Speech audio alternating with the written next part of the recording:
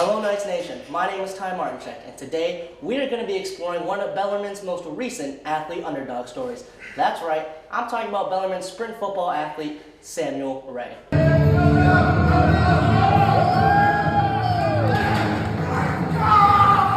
Starting from high school, so I'm from a small town of Hamilton, Alabama, and being from a small town, you're usually disclosed, and everybody knows you, and you know everybody, or most of the people who know you, and you have an idea of what people are.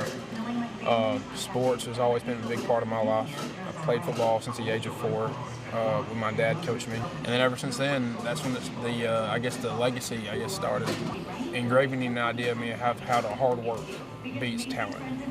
And so I would go through a lot of things that I'd play against these guys who are much stronger than me, much bigger than me. I mean, I was like 5'6" my freshman year, so I was going against guys who were like 6'1", 6'2", 300 pounds, or 6'4", 300 pounds. I mean, you got some big old guys, and there was a guy I played with that went to go play for Mississippi State. And then he just transferred to USM, and he was an all-around, linebacker, a heck of a linebacker. Played both offense and defense. Was a heck of a player. I worked my way up through the depth chart. Starting at right guard at 5'8", 5'9", 180 pounds.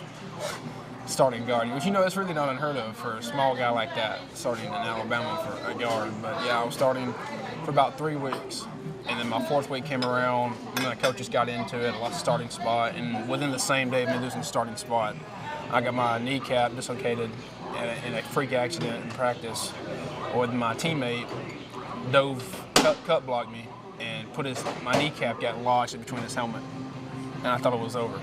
And I remember getting carried off the field, screaming and crying, and just going and thinking this is it, and then going to the doctor and then telling me the horrible news that nobody ever wants to hear, which is you potentially are never going to play the game of football the rest of the season again.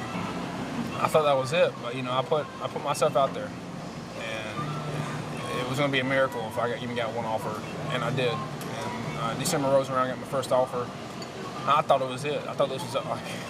And then it was impossible, And then less than 3 or 4 months later, I committed to Bellarmine University to play for their sprint football program, and it was history.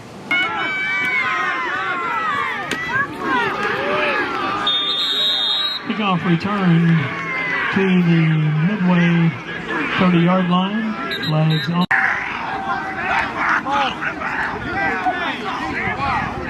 It is no doubt that Samuel Ray has had one of the best underdog stories in Bellarmine athletics history in most recent time. However, what Sam really wants people to know about him is his relationship with Christ, and how Christ has helped him through his trials and tribulations and made him the man that he is today. I've been saved for a very long time. I got saved at 7 years old in a small church in Hamilton, and it's quite interesting because I grew up in a family that were older, sharecroppers, traditional farmers, like a true example of what some people come from the South. That's really what my family is. I'm from a very poor background where growing up, working hard, and family-oriented stuff was involved, and how faith was number one, keeping God first, and making that your whole aspect of your life was making your life be a living proof of God. Being saved for over 10 years.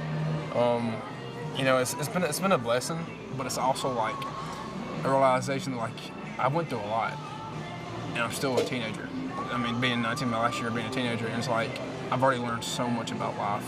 I mean, growing up, I went through my childhood, seeing my family members die here and there. I've seen so much death in my life.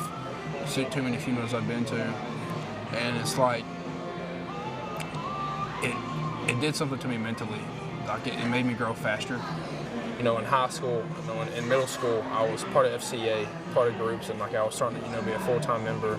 And I started to become their leadership, and I started, telling people about God and leading people and inviting people to FCA. And, then it went on to high school, and then I got in with their groups, and I got in with FCA. Or First Priority was in Alabama. When I moved back to Alabama, it was First Priority. I got involved with them, and I just started I loved how amazing it felt to see other people learn more about God and see the experiences and the people they grow into. And it took time though, because nobody, first is like, you might be from the South and it's Christian oriented, it's a Bible Belt, but people will say they're Christians, but then like go the next day and party and drink the whole entire week, and then go to church on Sunday, think it's all well and done. But it's not how it works. I'd be the guy like they'd invite out to a party or something like that, and then I'd be there for my friends, and I'd go to a party, but like I wouldn't drink, I wouldn't smoke, and they're like, "What are you doing? Are you not having fun?" I'm like, "I just don't do that. Just it's wrong. They're like, you're just wasting your years. And I'm like, "No, I'm not. I mean, there's more to life than drinking and smoking, and like there's more to life than all this other stuff that you like, that you can just waste your years spending your life on." But it's, to me, like the closer I got to Christ, the more things of this world got less. For example, like in high school when I got injured, when I thought it was it, I thought it was over. God proved to me it wasn't over. When everybody told me I wasn't going to come back, when people thought I was it, God proved that the impossible is possible. Growing up in high school, I started forming the compassion to working out in sophomore year, and it's kind of like you go in there like just throwing up weights, and you're like, what the heck am I doing? And then you start to transition what you learned from high school, and you're weightlifting with the football team. You're like, okay, maybe I can continue to do this. I didn't really get heavy into it until about my going into my senior year. I started lifting heavy, getting committed to it, going every day after work, after school. After school, then work, and then after work, I go in straight in, you just pound for about an hour and a half of working out the muscles, and I just fell in love with it. It was more than just me training for my sport. Originally, that was the plan, was to train for my sport, but then it got to a point where it's I'm doing more than just training for my sport. I'm working my mentality, working my stress out, working my emotions out, all the things that I'm going through. The weight room was the place. It was like a safe haven. Yeah, Sam Ray, he's a very good person. He gets good grades in school. He's very helpful outside of school. He's also in the BCF for Bellarmine, Bellarmine Christian Fellowship. And he helped me one time. My car was down. He drove 40 minutes away, 40 minutes to Bellarmine to start it up. He's a very good person, all around. And also, when his family came in town, they also fed me too. He also paid for my meal one time when I had no money.